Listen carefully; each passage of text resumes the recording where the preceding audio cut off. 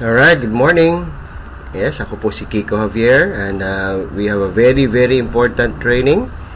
Okay, this is good news. Actually, nagiging mas madali po yung ating expansion at ating pag-share nitong business na to because of this another great feature na meron po tayo sa ating Supreme Wealth Alliance system.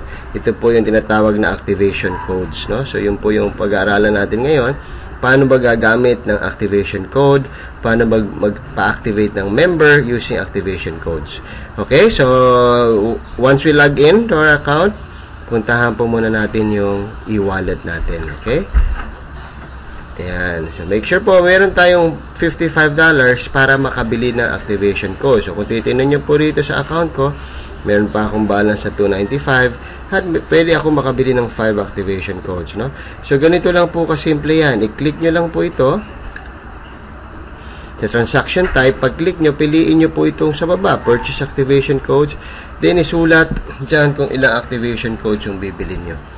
Okay, so and if you click submit, ito po ang lalabas. Actually, kanina po when I was trying, nakabili na po ako ng isa, no? Yan mismo ang lalabas. One activation code, $55, no? So, after that, asa na activation code? Pumunta po tayo dito. Activation codes. Click lang po yan. Ayun, nakalagay po dyan yung security pin at yung user ID.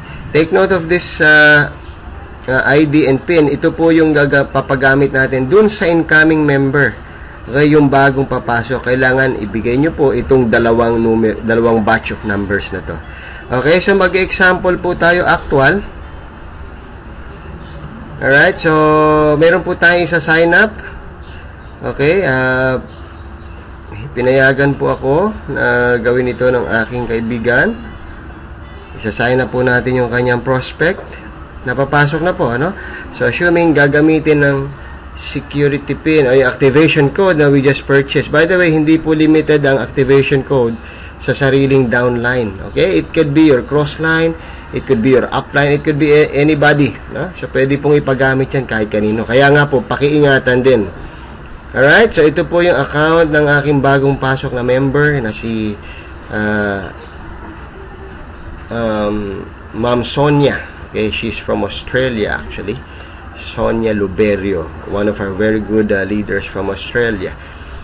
Okay, so ang gagawin lang po sa choose payment option, piliin po yung pinakailalim, activation code real time. Wow, ang sarap po niya. Real time meaning walang waiting period, walang 24 hours, walang 48 hours, real time. Okay, so sample na natin. Click activation code, then click submit. Alright, so lalabas po dyan yung pangalan ng sponsor. Okay, of course, si Sonia Luberio. Then, ilagay na po natin yung username ng ating bagong member na papasok. So, gusto ko po actual na sample. Makita nyo po, ano? Okay, ano po yung pangalan? Maria Taylor. She's also from Australia. Alright, then, the email. Yung member's email, the password. Alright. Ayan. Dito na po, hihingi na po yung user ID and security pin. Yun po yung una nating nakita nyo po kanina, no? So, which is sinulat ko na rin po. So, this is the user ID and this is the security pin. Okay. Then, click submit.